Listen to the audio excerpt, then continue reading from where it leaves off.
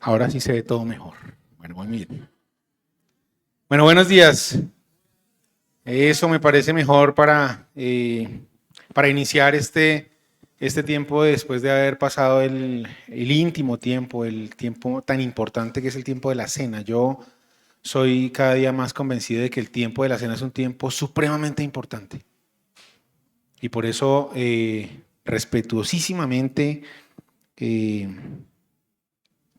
con todo el respeto, con todo el amor, con todo el cuidado, con todo el cariño, le pido a los que dirigen durante el tiempo de la cena que entendamos que este tiempo es tremendamente importante. Es un tiempo tremendamente importante. Bueno, muy bien. Sin tanto preámbulo, quisiera pedirle a Julián que colocara el primer slide. Muy bien. Ese es el título de la enseñanza. Confianza ciega.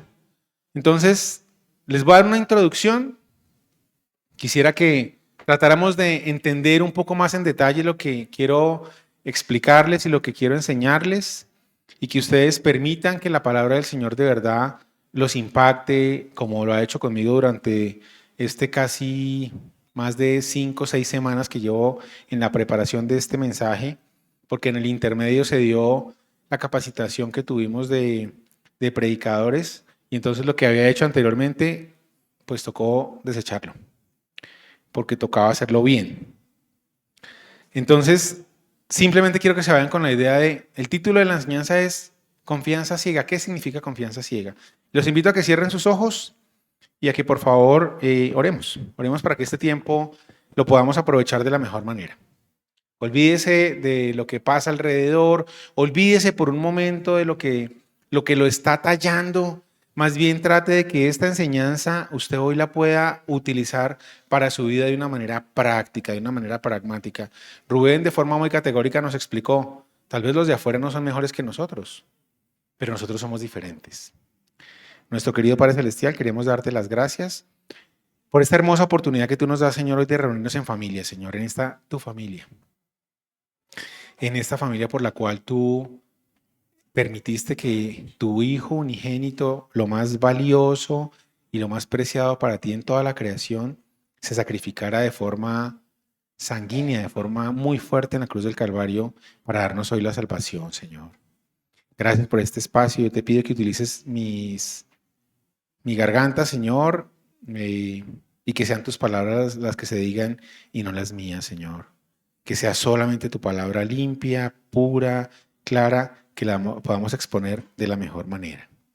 En el nombre poderoso de tu Hijo nuestro Señor. Amén.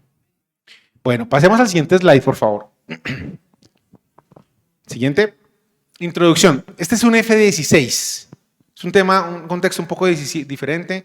Un F-16, un avión de guerra fabricado por una compañía que se llama Martin Lockheed. Hay en este momento más de 4.600 aeronaves de estas alrededor del mundo, y todas las unidades creadas en la historia desde que se creó el F-16 son aviones de guerra. El avión en estado natural, es decir, como está así de bonito, que no tiene armamento, que no está artillado, pesa 8.5 toneladas. Mide de la punta a la parte más externa del ala, que es la dirección, 15 metros, y alcanza 2 velocidades. Y la primera pregunta es, ¿cuál cree que es la velocidad que alcanza una aeronave de estas? ¿Cuánto? ¿240? 240 kilómetros por hora es la velocidad a la que anda un Fórmula 1. O sea, anda un poquito más rápido. 800, ¿viste? 800 kilómetros por hora. No, señor. Bueno, pero los veo demorados. ¿Cuántos?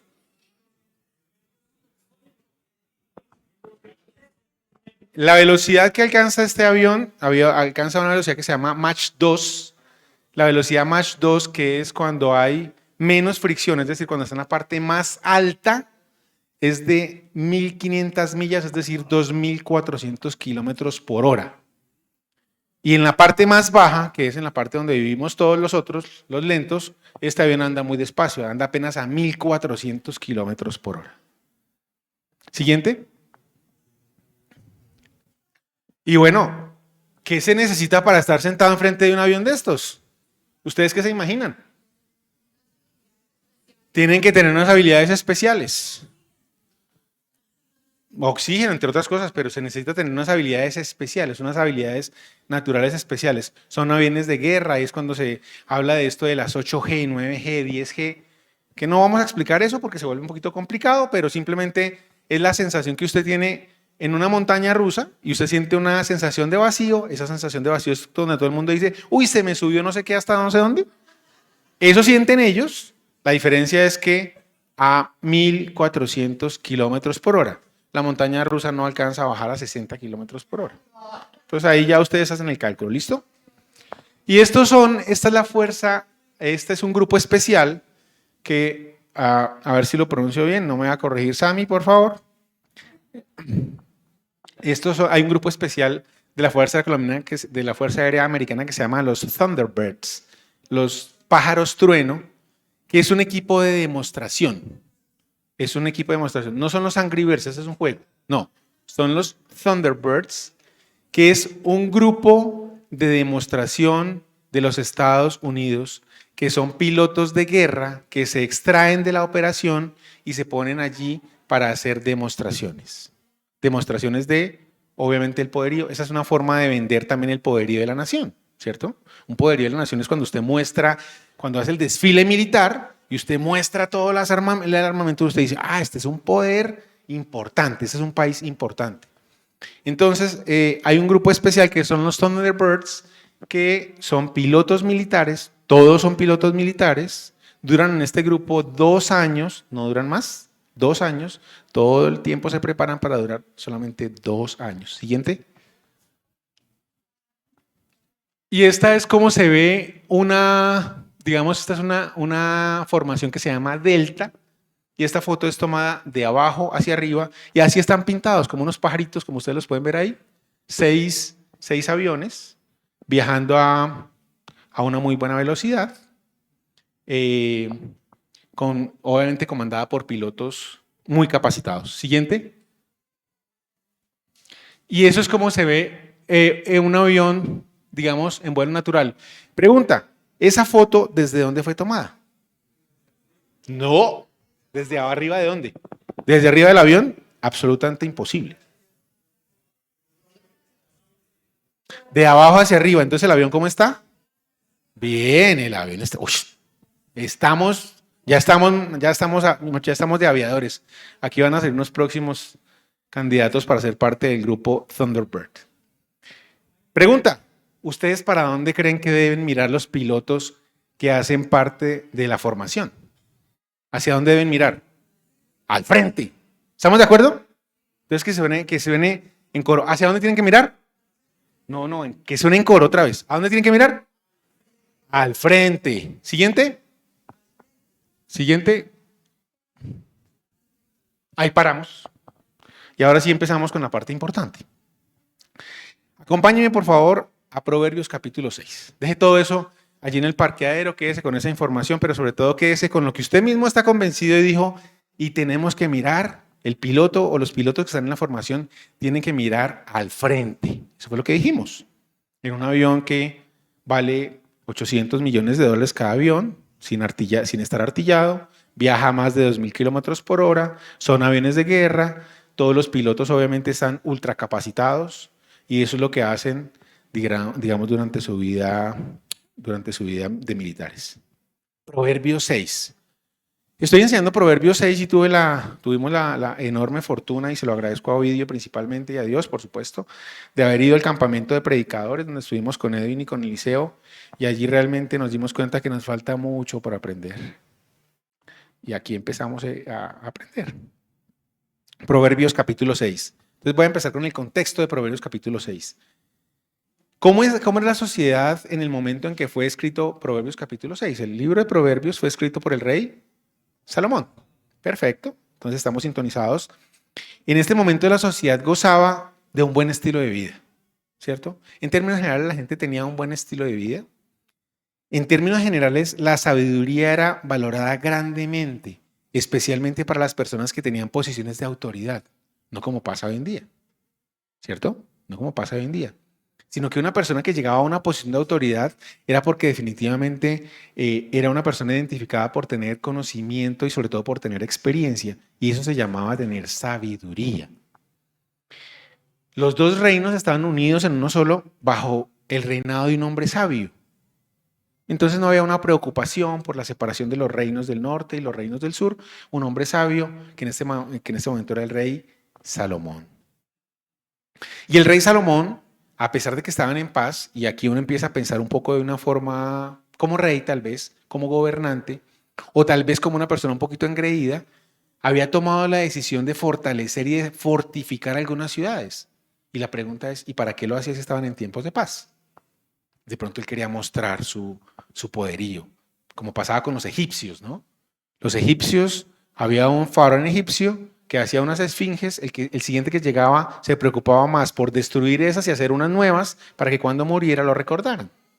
De pronto eso le pasaba un poco al rey Salomón. Y se habían construido dos grandes hitos arquitectónicos para la historia, ustedes ya lo saben perfectamente, que son el templo y el palacio, ¿cierto? Se han construido en aquella época. Eran dos grandes hitos arquitectónicos que él había construido. Entonces es el contexto en términos generales, la parte introductoria de ese momento en el que estamos viviendo. Proverbios capítulo 10 versículo 8. Versículo 8, sí. Proverbios capítulo 10 versículo 8. Dice así: el sabio de corazón acata los mandamientos, pero el de palabras tontas va camino al desastre. Y resulta ser que cuando uno empieza a enseñar el libro de Proverbios, se encuentra con un reto que yo tuve la oportunidad de conversarlo con alguien y de estudiarlo, y es que el libro de Proverbios tiene una cantidad de conocimiento, una cantidad de sabiduría, una cantidad de información, una cantidad de temas sobre los cuales hay que estudiar, pero no necesariamente está un texto completo en una parte y después pasa a otro texto, ¿no? Sino que la información está puesta allí de tal suerte que hay que combinar diferentes partes, diferentes versículos para poder completar la información, para poder completar el conocimiento. Y aquí vamos a hablar sobre la insensatez. Vamos a hablar sobre la insensatez. Y vamos a hablar, la primera aproximación que quiero hacer sobre la insensatez es una aproximación intelectual, de conocimiento. Entonces, ¿qué es la insensatez? La insensatez deriva del latín de una palabra que se llama, o que dice insensatus, que significa falto de sensatez o falto de juicio. Falto de insensatez o falto de juicio. Una persona insensata es una persona falta de juicio. No que sea desjuiciado, no, que no tiene juicio, que no tiene criterio. Es decir, que le falta discernimiento. Nos pasa mucho a los jóvenes, que a veces actuamos simplemente de ganas, pero nos falta un poquito de sabiduría. Algunos sinónimos para insensato pueden ser alocado, imprudente, irreflexivo, irresponsable, inconsciente y necio. Entonces, en este momento lo que vamos a hacer es vamos a estudiar, a ver qué nos enseña la palabra sobre qué es el insensato. Y un poco lo que quiero es que tengamos eso en conocimiento. ¿Qué es el insensato? Aquí lo importante no es aprender qué es el insensato. Lo importante va más adelante. Pero por ahora entendamos un poquito qué es el insensato. Entonces, el insensato, según lo que nos muestra Proverbios capítulo 10, versículo 8, es aquella persona que habla sin control. El sabio de corazón acata los mandamientos, pero el de palabras tontas va camino al desastre. Es esa persona que habla y habla y habla y habla y termina ¿por qué? Por perjudicarse. Termina por perjudicarse, por equivocarse. El que mucho habla, mucho se equivoca. Miren lo que dice aquí Proverbios capítulo 18, versículo 2. Al necio no le complace la inteligencia, tan solo hace alarde de su propia opinión. Eso es lo importante para él. Lo que él cree saber, es sabio en su propia sabiduría, en su propio conocimiento. Habla mucho. Tal vez primer sentido que afecta, habla y habla y habla y habla y habla. Y habla y habla. Segundo, no escucha ni aprende. Proverbios capítulo 12, versículo 15. Miren lo que dice Proverbios capítulo 12, versículo 15. Al necio le parece bien lo que emprende, pero el sabio escucha el consejo. ¿No les ha pasado? Que a veces nosotros mismos actuamos de una forma como que no nos dejamos recomendar, que no nos dejamos aconsejar, que no nos dejamos, ¿cierto? No nos dejamos. ¿Por qué? Porque creemos que tenemos la razón. Y somos cerrados y somos un poco obstinados y somos tercos y eso suele suceder. Eso suele suceder. Tercera condición, tercera característica de la persona insensata. Rechaza la corrección.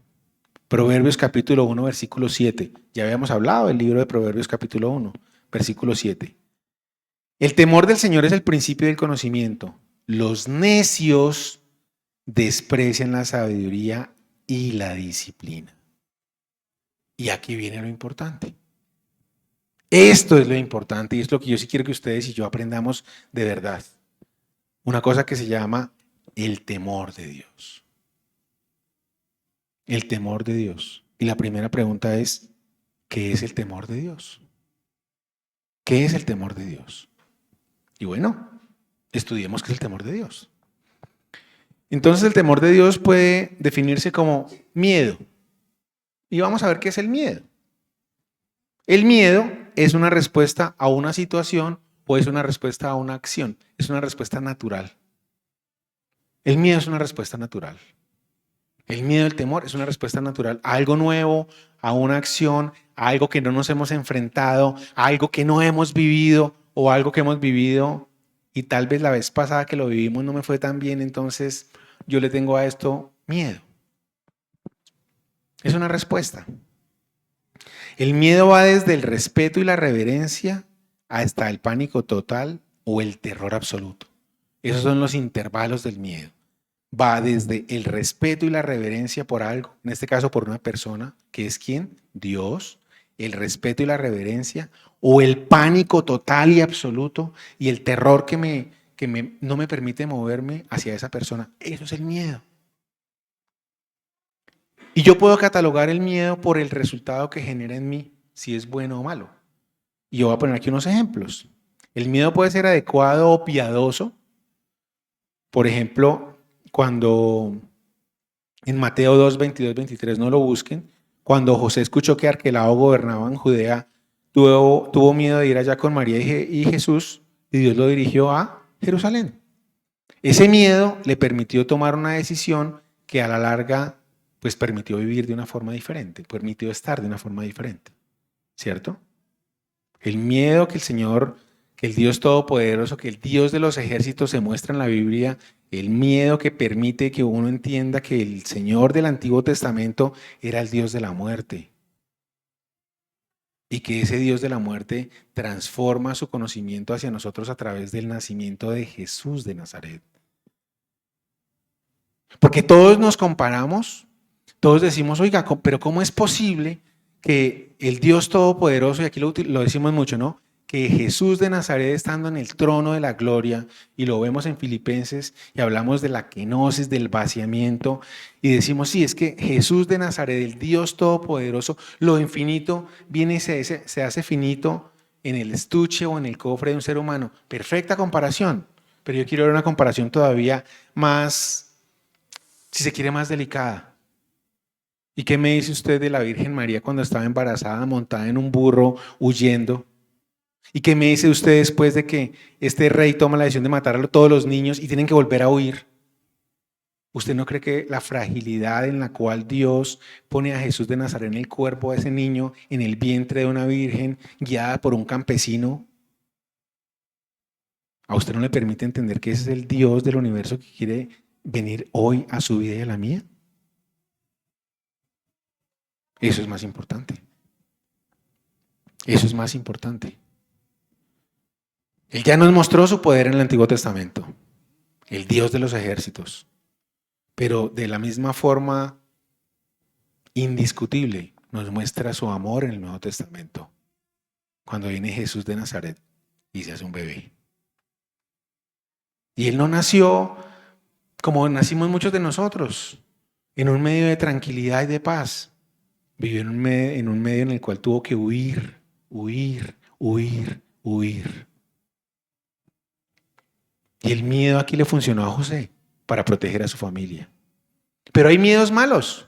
Y también les tengo el ejemplo.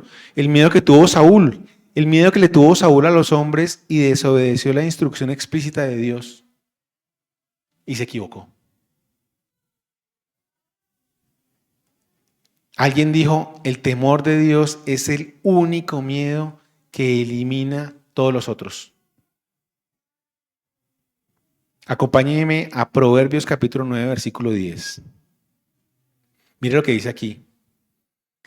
El comienzo de la sabiduría es el temor del Señor. Conocer al santo es tener entendimiento. ¿Usted quiere alejarse de tener un comportamiento necio? ¿Usted quiere alejarse de tener un comportamiento de una persona insensata?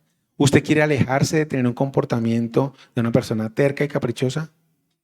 Conozca a Dios y témale a Dios. Tenga temor de Dios, pero un temor reverente, un temor limpio, un temor puro. Un temor que le permita conocerlo a Él. El comienzo, el primer paso, la introducción para que usted pueda tener sabiduría es el temor de Dios. Conocer al santo es tener entendimiento. Todas las áreas de nuestra vida deberían de vivirse bajo la dirección de Dios para su gloria. Esto es el temor de Dios. Yo no debería de tomar ninguna decisión, por aparentemente lógica que sea,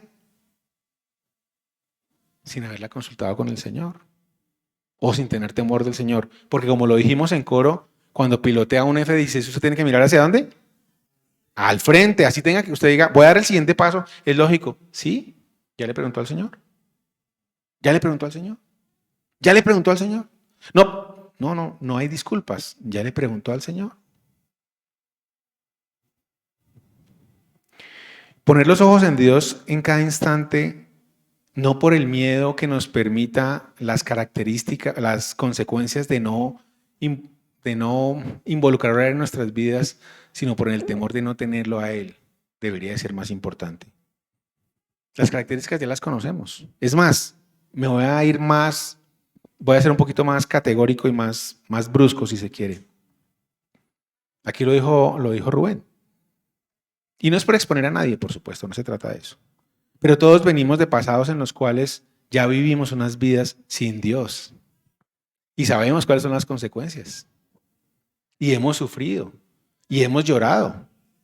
Y hemos padecido. Y muchos de nosotros seguimos viviendo algunas consecuencias. Algunas de ellas, el perdón. ¿Cierto? Algunas de ellas, el perdón. Algunas de ellas, la frustración. Algunas de ellas, el orgullo. Entonces ya sabemos lo que significa vivir a nuestra manera. Si ya sabemos qué es lo que significa vivir a nuestra manera, ¿por qué no empezamos a vivir teniéndole temor a Dios? Pero ese temor reverente, ese temor limpio, ese temor puro, no por las consecuencias, sino el temor de no hacer parte de ese redil, de no hacer parte de ese lugar donde Él te llame y te diga mirándote a los ojos, siervo bueno y fiel. Siervo bueno y fiel. Siervo bueno y fiel. ¿Tú crees que Dios no conoce tus sufrimientos? Estás equivocado. Estás equivocado. Poner los ojos en Dios en cada instante, no por miedo, sino por amor, con el deseo de reconocer su poder, nos da incluso la fuerza y el coraje, que es la verdadera valentía para afrontar las circunstancias de la vida. Hoy es un momento difícil para ser creyente. Pero si no es hoy, entonces ¿cuándo? Hoy es un momento difícil para ser creyente.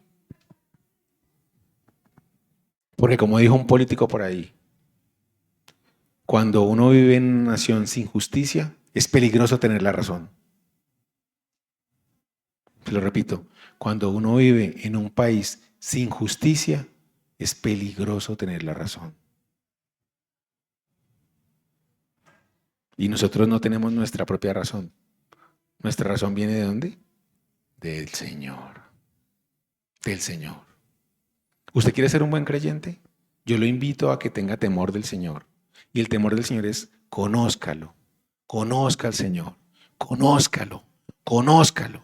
Conózcalo. En cada momento, en cada instante, en cada situación, en cada circunstancia de su vida.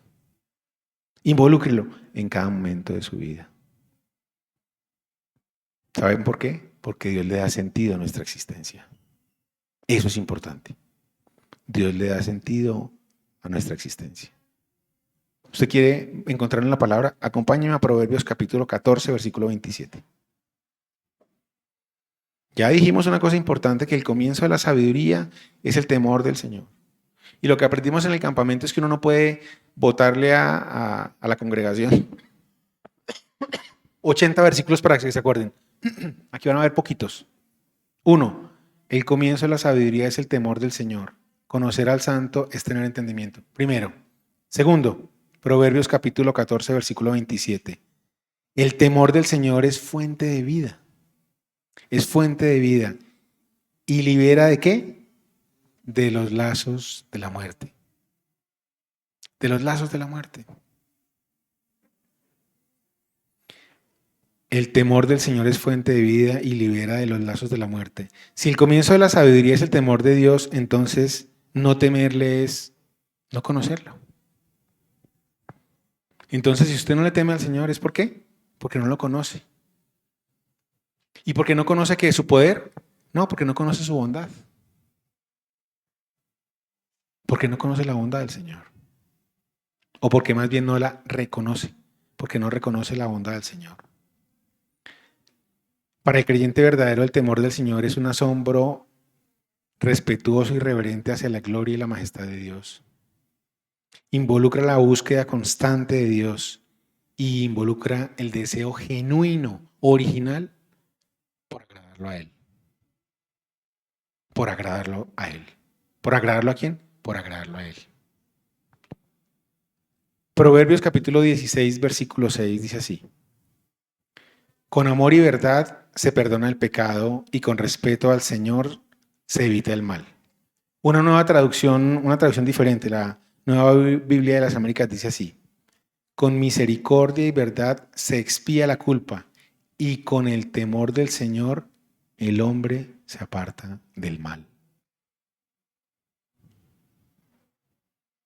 Entonces el temor a Dios tiene un aspecto purificador, tiene un aspecto en el cual nos hace diferentes, nos prepara para la vida, nos da valentía, nos hace distintos. No hay fórmulas mágicas, pero sí hay fórmulas profundas. El temor de Dios significa también que confiamos en Él más que confiamos en nosotros mismos o en cualquier otra persona o en cualquier otra cosa. ¿Alguna vez usted se ha equivocado tomando una decisión? El Señor no se equivoca. Muchas veces el Señor no se equivoca. El Señor no se equivoca. Usted no se va a equivocar tomando una decisión por el Señor, se lo aseguro. Se lo aseguro. Cuando hemos llegado a temer al Señor, nunca volveremos a ser iguales, porque nuestro sentido de vida es diferente.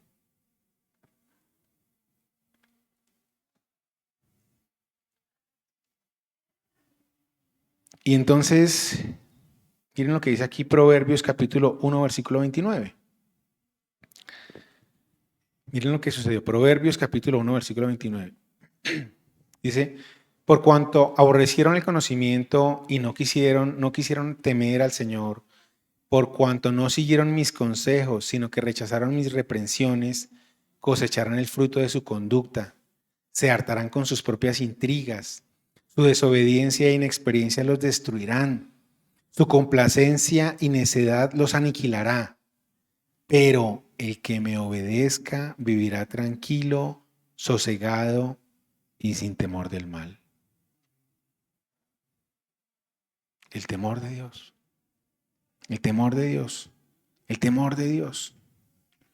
Ah, pero ¿cómo es entonces el carácter de un insensato?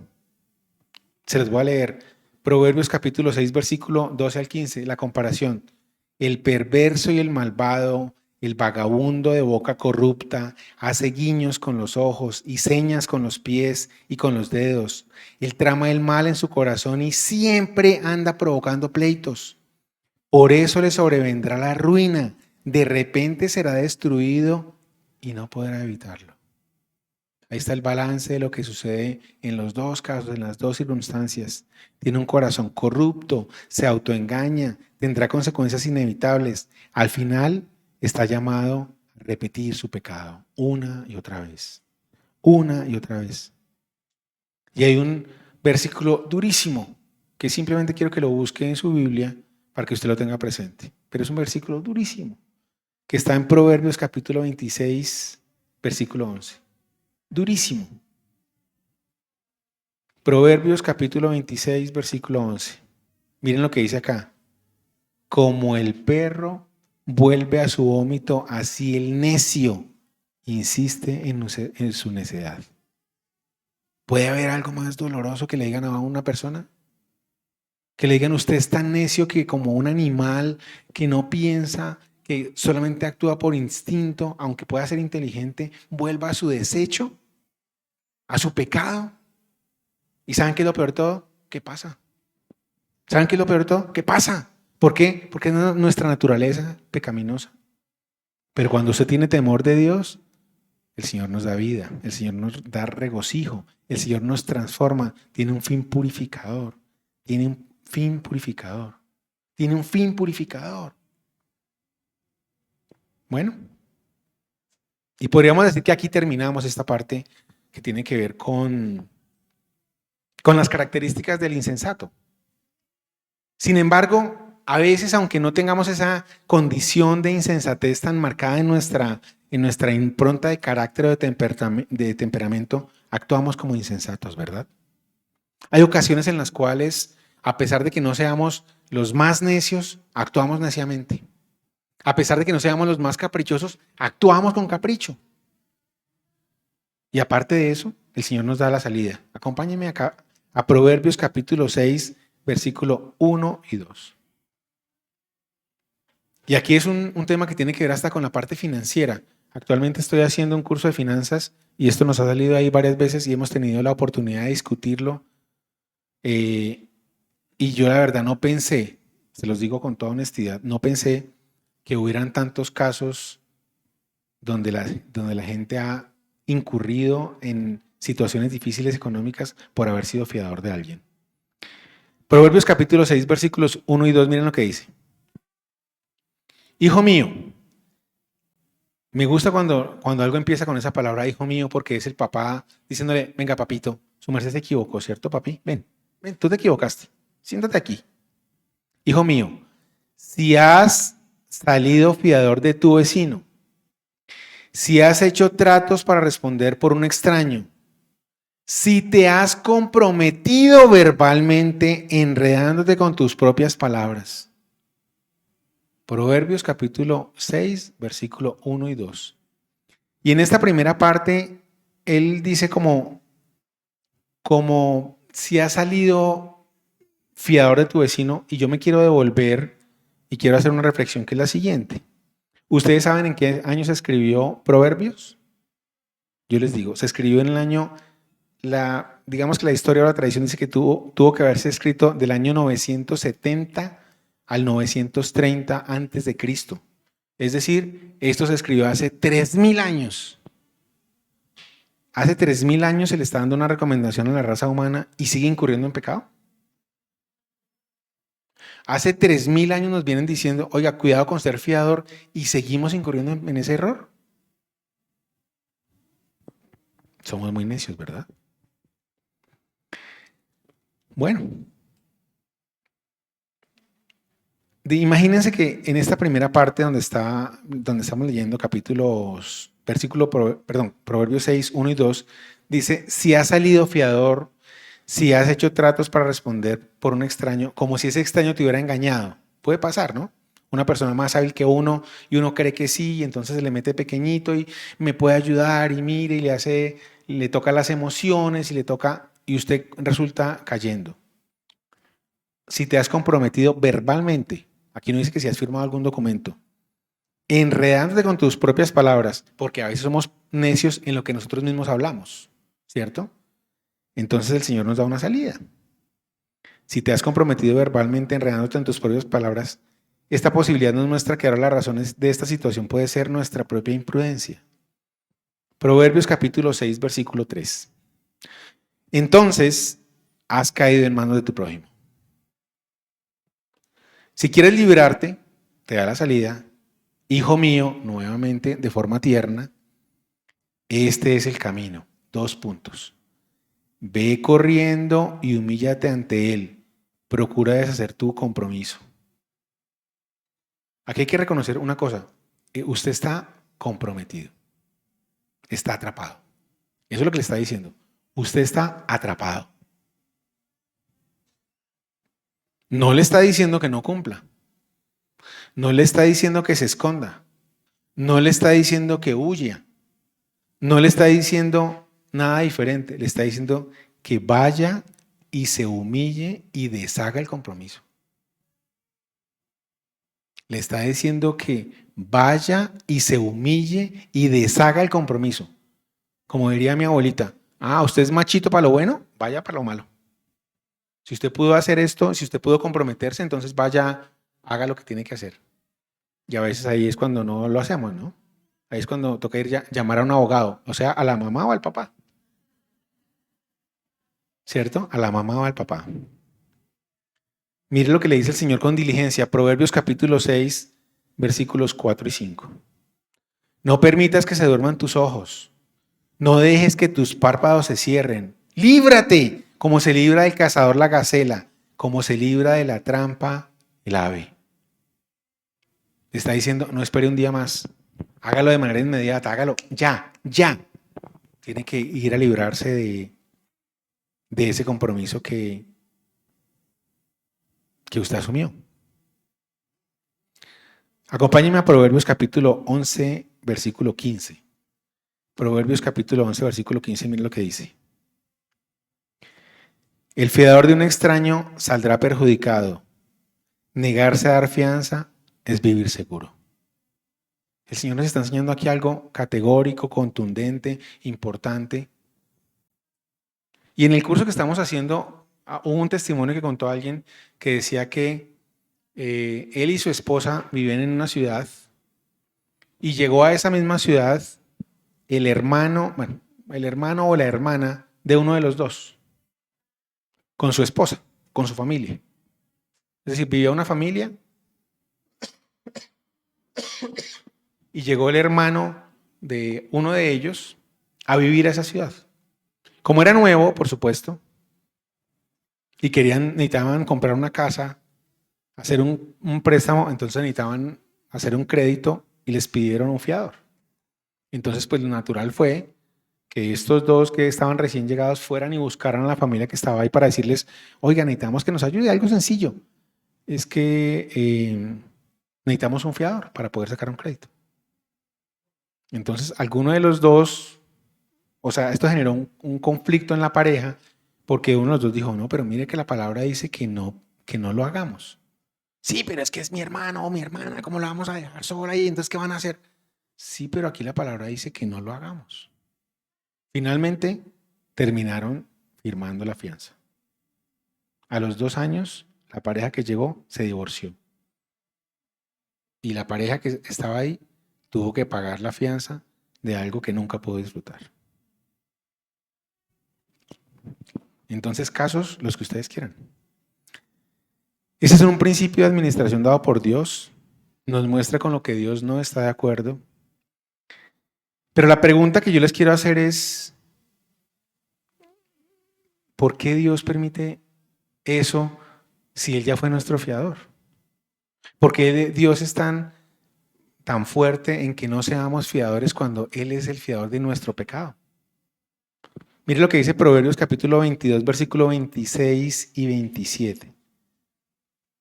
No te comprometas por otros ni salgas fiador de deudas ajenas, porque si no tienes con qué pagar, te quitarán hasta la cama en la que duermes.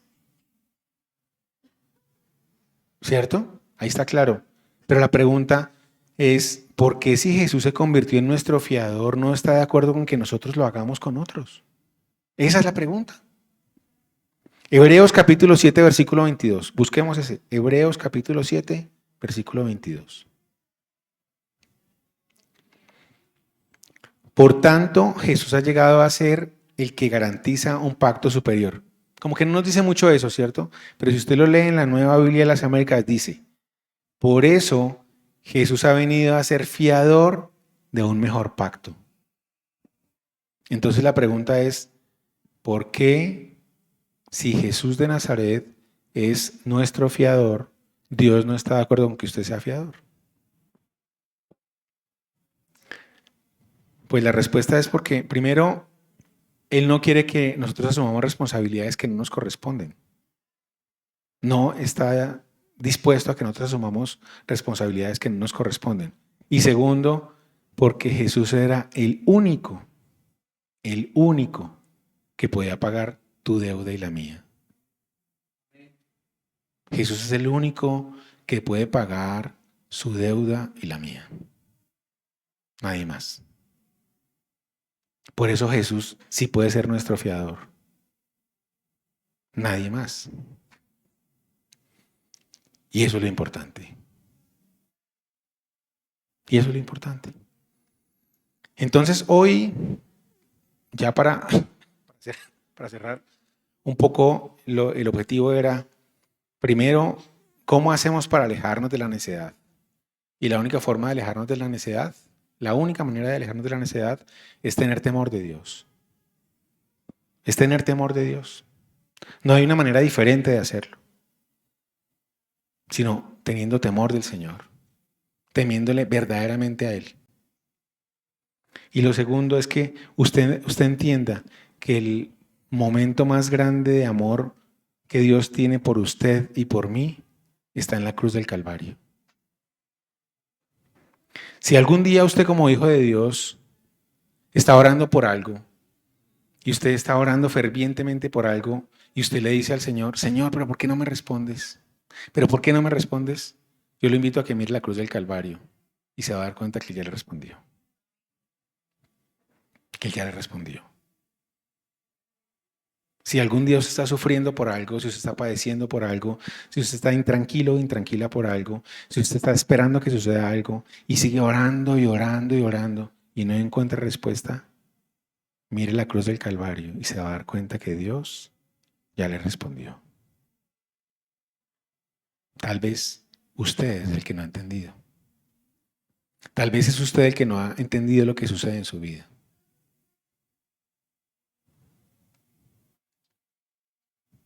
¿Dónde se une el temor reverente y el ejemplo de Jesús como nuestro fiador? En la cruz del Calvario. Cuando usted mira la cruz del Calvario, no solamente sienta el amor que Dios le tiene a usted, sino sienta la entera y absoluta necesidad de estar mirando a Dios siempre para poderlo involucrar en cada momento de su vida. En cada momento de su vida. En cada momento de su vida. Vamos a ver las últimas fotos de los F-16, ya para terminar. Entonces, la siguiente. Esa es una foto tomada, digamos, a baja altura. Ustedes se pueden dar cuenta, la están tomando 4 aviones, son 4 aviones que se están moviendo a muy baja altura. Esa formación que ven ahí se llama formación de diamante. Hay 2 formaciones de diamante. Hay una formación que se llama diamante, que es esa, donde tiene 4 posiciones. El avión que está más a la izquierda es el avión líder. Es el avión líder. Los 2 que están en la parte superior y en la parte inferior son las alas, lo que llaman la posición alas. Es decir, el que está en las esquinas del diamante, es decir, el de arriba y el de abajo, y el de atrás es el seguidor. Pero el que está adelante es el líder. Esa se llama posición de diamante. Y hay una posición todavía más especial que se llama la posición paso de diamante, en la cual los aviones se acercan a 500 kilómetros por hora y el ala que hay, el ala contra el tope de la cobertura del piloto está a 45 centímetros, a más de 500 kilómetros por hora. Siguiente. ¿Desde dónde fue tomada esa foto? Desde arriba, ¿no? Pero los aviones están invertidos. Desde arriba, pero los aviones están invertidos. ¿Cierto? Desde arriba, pero los aviones están invertidos porque estamos viendo la parte de abajo de los aviones. Es decir, que si uno estuviera en la playa, estaría viendo pasar los aviones invertidos. Posición de diamante. Siguiente. Posición de diamante. Ahí se ve mucho más clara. El avión líder, los dos aviones alas y el seguidor. Siguiente. Esa es la posición paso de diamante.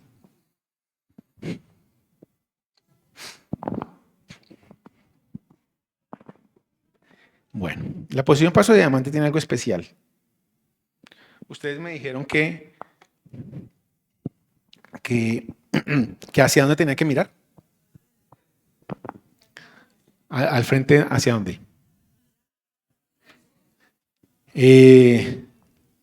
Quiero contarles que es absolutamente imposible que puedan hacer la posición paso de diamante mirando hacia el frente. Todos los aviones tienen que estar mirando al líder. Al líder. Esa posición, el ejercicio en la posición paso de diamante se demora más o menos 45 minutos. Entonces el piloto que está en la parte de arriba dura 45 minutos así, piloteando el avión y mirando al líder. En el momento en el que el avión deja de mirar al líder, se va a estrellar. Así sea por un segundo. No puede dejar de mirar al líder, porque si deja de mirar al líder, se equivoca. Y eso pasa, ahí pasan dos cosas. La primera, que el que está piloteando el avión que no es el líder, no sabe qué hay adelante. Hay 3 aviones que no saben qué hay adelante. El único que sabe qué hay adelante es el líder. Es el líder. Es el líder. Y el principio que se utiliza para poder hacer la posición paso de diamante se llama confianza ciega. Se llama confianza ciega. El requerimiento que deben cumplir los pilotos después de haber hecho los exámenes y las pruebas exigentes que les hacen para poder hacer la posición paso de diamante es que tienen que mirar únicamente al líder. No pueden mirar adelante. Si ustedes cogen esa foto y la amplían grandemente, se van a dar cuenta que los dos pilotos que están, el que está aquí abajo y el que está arriba, no están mirando adelante. Siguiente. Y ahí les muestro. 45 minutos mirando el avión del líder. 45 minutos mirando el avión del líder viajando a más de 500 kilómetros por hora, donde un avión del otro está separado a 45 centímetros viajando a 500 kilómetros por hora. Un avión de 8.5 toneladas. ¿Cómo se llama? Confianza ciega. La pregunta es, ¿usted a quién mira? ¿Usted a quién mira? Cuando usted tiene que tomar decisiones difíciles, ¿usted a quién mira? Porque el piloto puede ser el más experimentado, como todos ellos.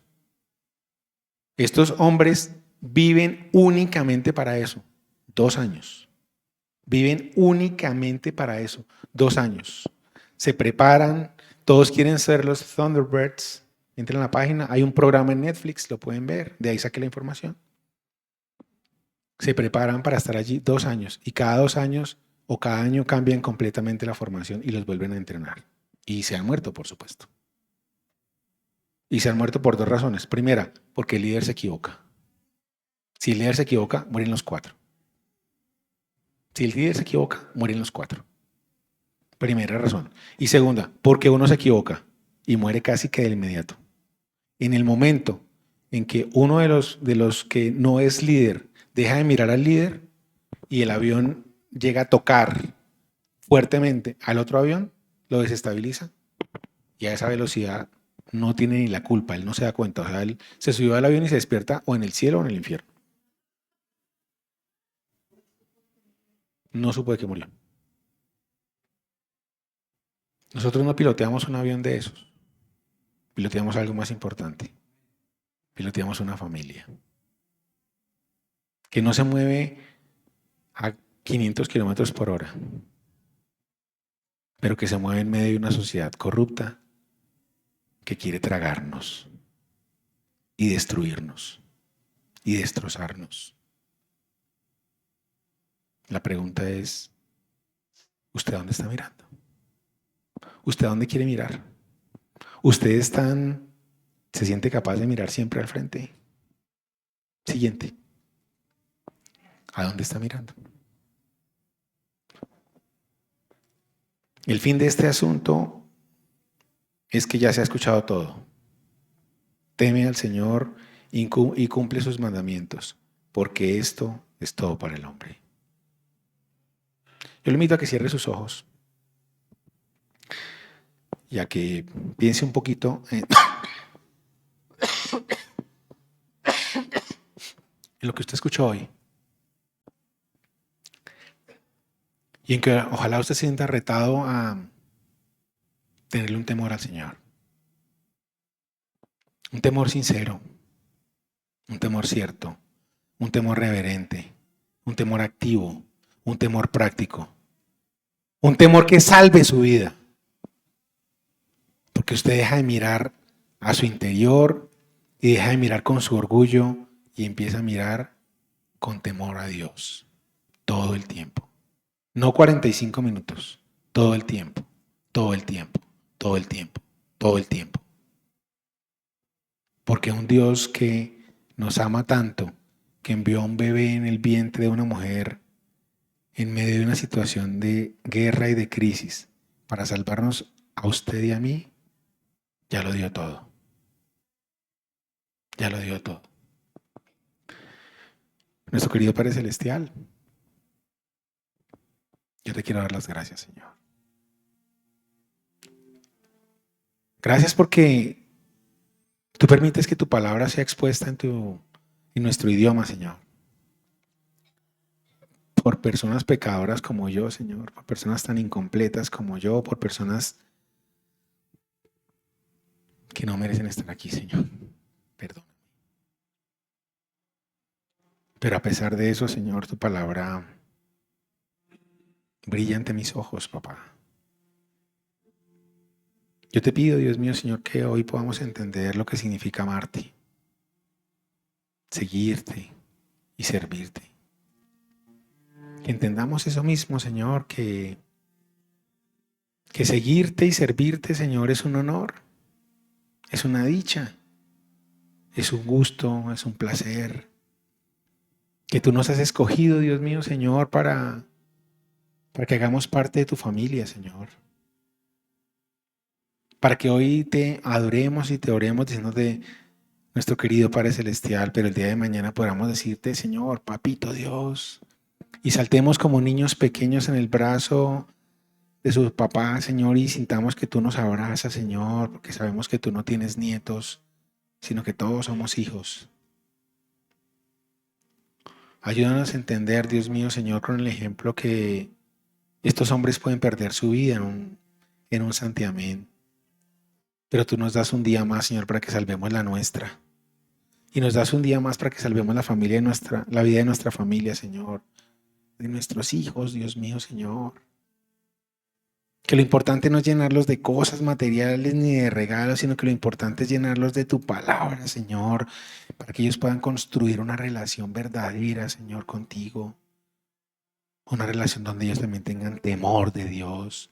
Una relación donde ellos también se sientan temerosos de equivocarse, donde se sientan temerosos, Señor, de no estar contigo, donde, Señor, ellos también te vean, te observen y te miren.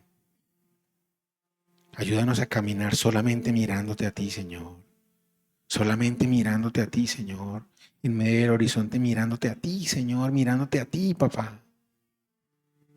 Que nuestro corazón se mueva solamente por lo que para ti es importante y no por lo que es importante para nosotros. Yo te doy las gracias por esta iglesia, Señor. Gracias por la oportunidad que nos das de estar aquí reunidos, Señor, en esta pequeña manada. Gracias por por tenernos aquí un día más, Señor del cielo. Gracias porque tú me enseñas lo que no sé, para decir lo que no sé cómo decirlo, pero tú eres el Dios del universo, mi Dios. Gracias, Señor.